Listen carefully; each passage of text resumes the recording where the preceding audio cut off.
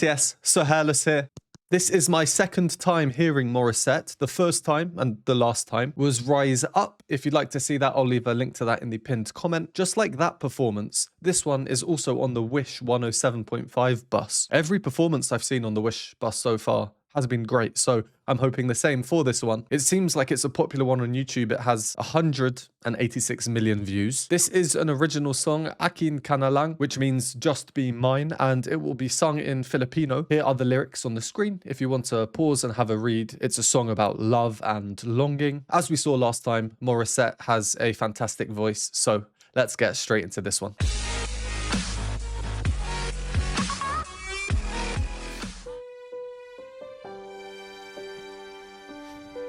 Sorry, just very quickly, in my last video, I was asking if people outside can hear the people who are singing in the Wish bus. I received a lot of comments saying that they can, and, well, this seems to confirm it, doesn't it?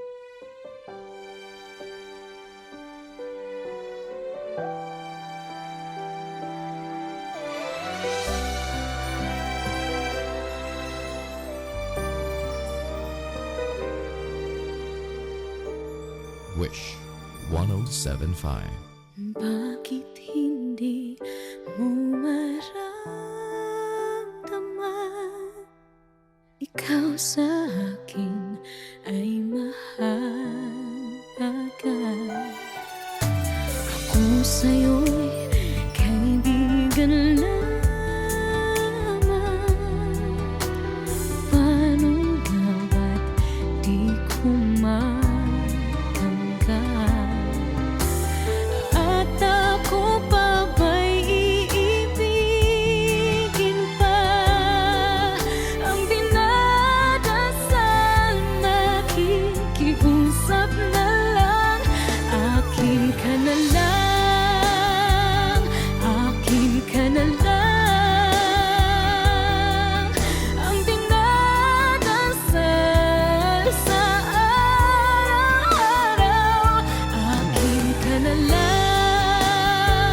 Okay, based on the lyrics we saw in the introduction, this is mid-chorus. And as you're probably aware from other reaction videos, copyright tends to be quite an issue. So we need to pause to show that our videos are not a listening or a viewing alternative to the original song, which I always leave in the description. So you can go and watch that, support the original artists. So we'll do our first pause here. When we continue, we'll go back a bit and go from the start of the chorus again to get the full chorus in effect. If you don't want to hear my thoughts or analysis, go to the timestamp. Yeah, definitely this song has a very lovey feel to it. The way it's constructed, the choice of instrumentation, the rhythms in these different instruments. I'll go and just point out a few of the things that I found quite interesting.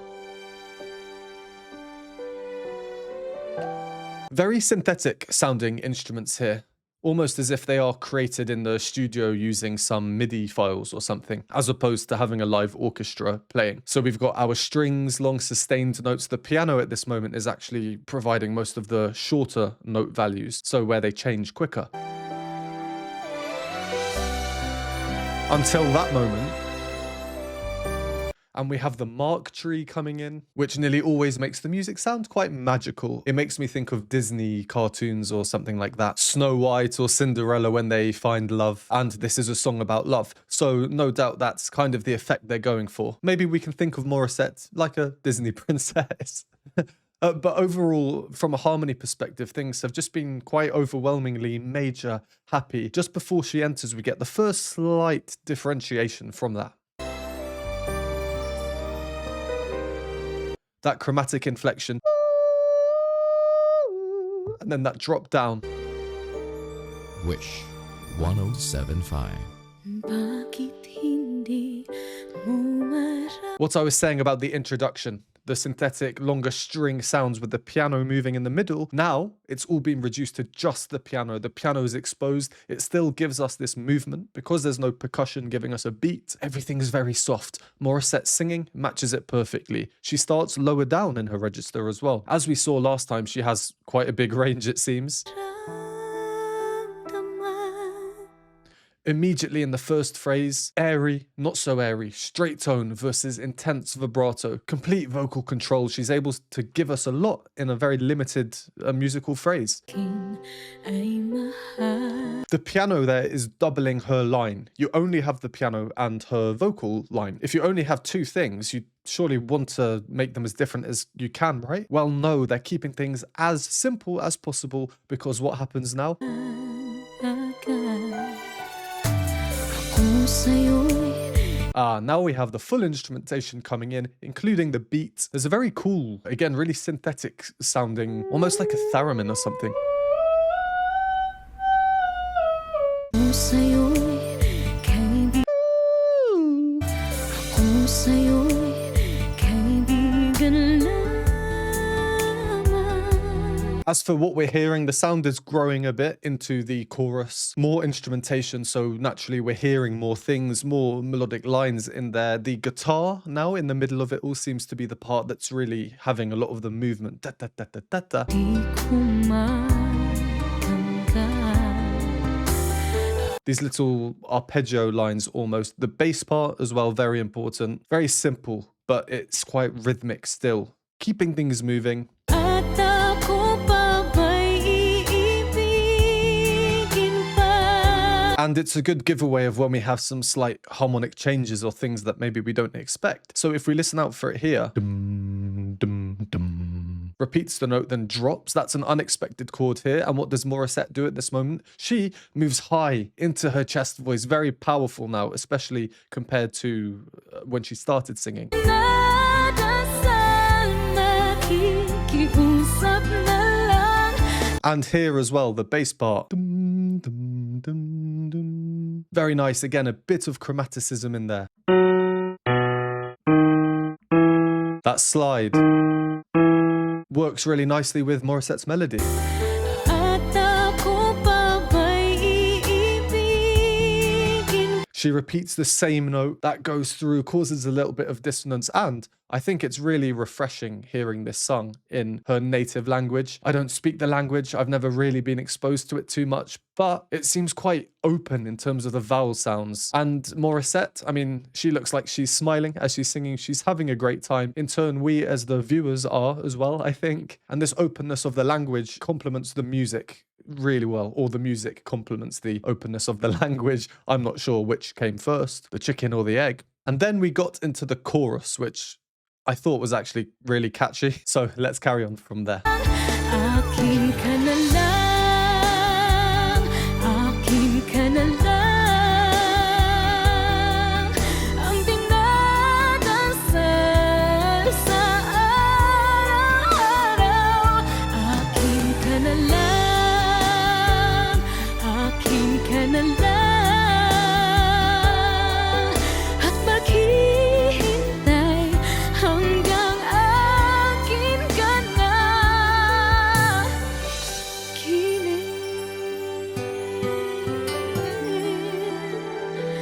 That's nice.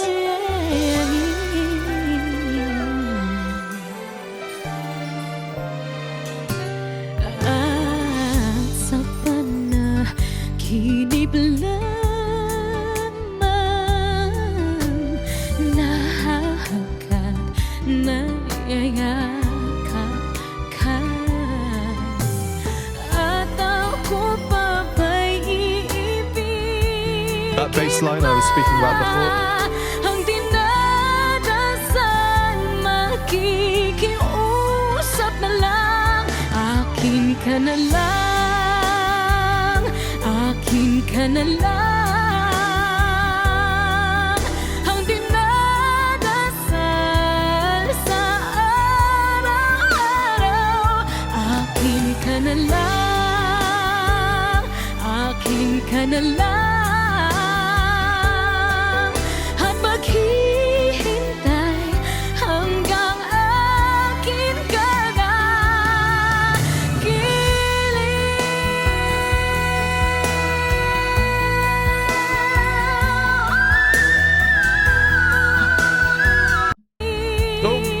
I went to pause, I misclicked. I have rewound. Okay, well, we appear to have entered whistle tone territory. I was not expecting that already for that. I got a lot of recommendations for this song. That's why I'm doing it now. I don't think people mentioned whistle tones in it. Normally, if someone sings with whistle tones, people are, there are whistle tones, check it out. I did get a few comments saying that she has a really big range because she can sing with whistle tones. Well, we have that to look forward to, I guess. Let's do our second pause here. It's funny as well, actually, where the whistles came in, because when I was reading the lyrics, there was this one word, gili, which means my love here. And I was curious how it's pronounced. Having one word at the end of a chorus as a line, it's quite strange. Is it going to be sung very long or short or repeated? Here, it's used as a transitionary tool, not only leading into the whistle tones, which is very exciting. Can't wait to see what they're about, but it's also giving us a key change.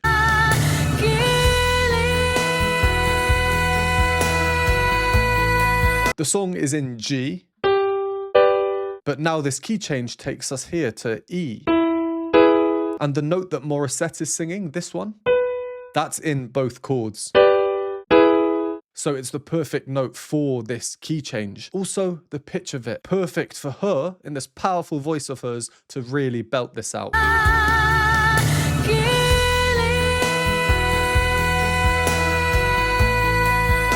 Straight tone singing, and we can see now how the vowel sound is starting to change as she moves into the whistle.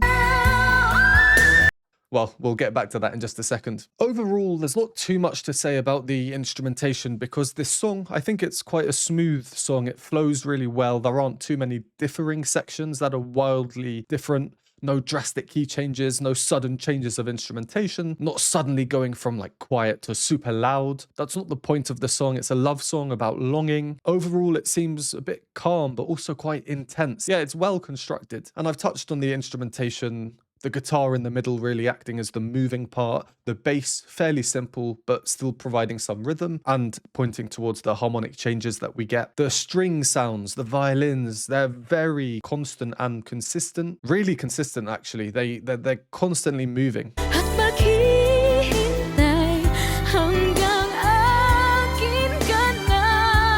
Causing dissonance against her melody and then resolving, and then dissonance, then resolution. So overall, there's quite a big and consistent sound, but we do get some change actually.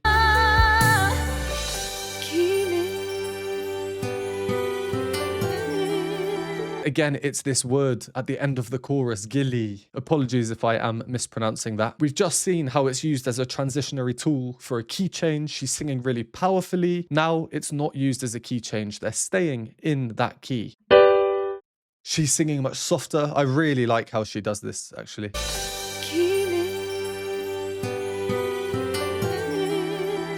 Straight tone, growing into it, vibrato coming in at the end. I've spoken a fair bit about the bass line. So this is her note, and the bass line is here, down the octaves, but here so we can see. And as she does not move, the other parts do move.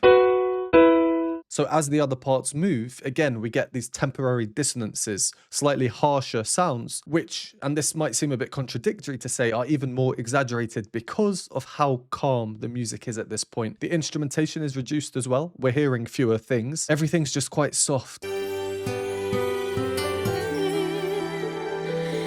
And there's that weird theremin sound in the background, or something like that.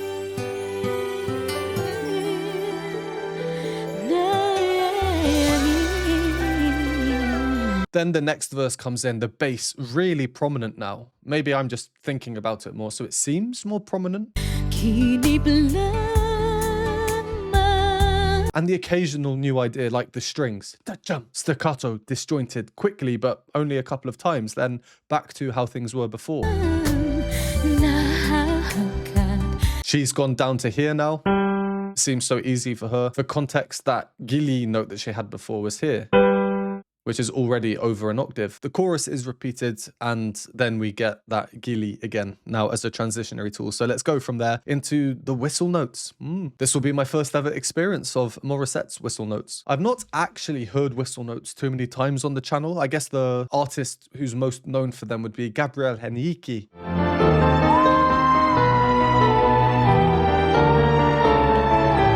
If you enjoy these videos or find them helpful, please consider supporting me. Patreon has a bunch of exclusive benefits, behind the scenes videos, additional reaction content, Q&A videos and more. For a one-time donation, you can donate me a hot chocolate at the Buy Me a Coffee link, or become a YouTube member for these groovy emojis and membership badges. And a huge thank you to these lovely people on the screen now.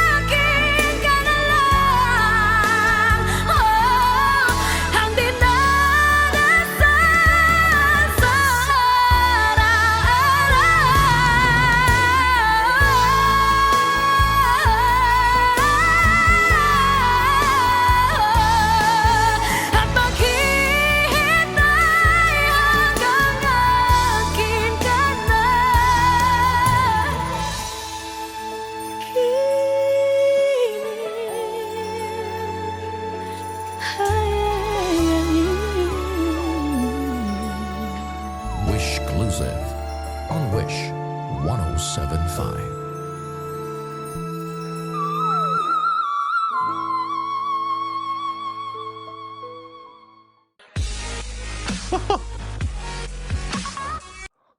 What a delicate way to end. 1075.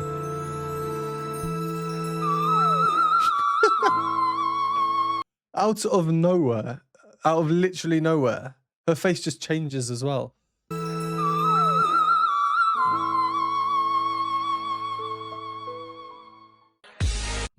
Well, that final section, blimey, raw power. That just power. Power is the word. No other word is needed. Let's start from the whistle notes.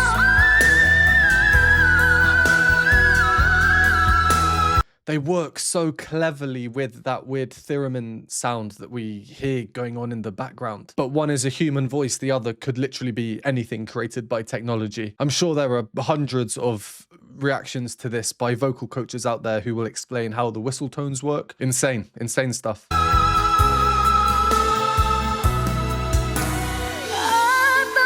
And I also like how she doesn't keep going with them. She is very selective about when the whistle tones will be used. It's a skill that very few people can do, right? And it all comes down to personal preference. Whistle tones are very cool, but I think I still prefer normal singing in terms of sound. If you had a whole song sung in whistle tones or a whole song sung without, I would nearly always choose the without. But having one little section there, yeah, I think it's great. It has that shock factor, the wow factor, and then she just goes into this section, like I say, power. The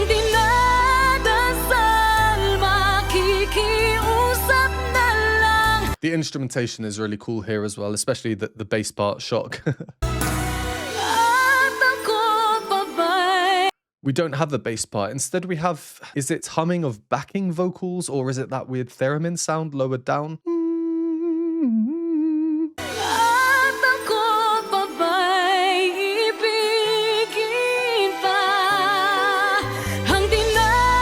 And the bass descending there. Dum dum dum dum. Very low, very low.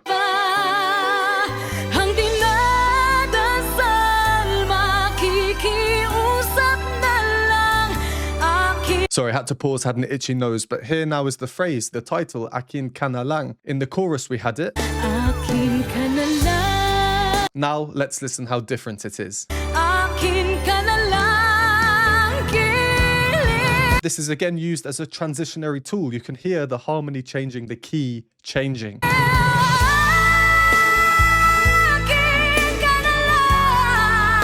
Moving way up there in her chest voice. Well, a blended voice, but then as she comes down, much more chesty. So compared to the low note we heard earlier, that's nearly 2 octaves. And then when you consider the whistle tones, yeah, incredible range, incredible range. And I liked this bit too. Listen how the instruments come off and then come back in on the cha, cha, rhythms.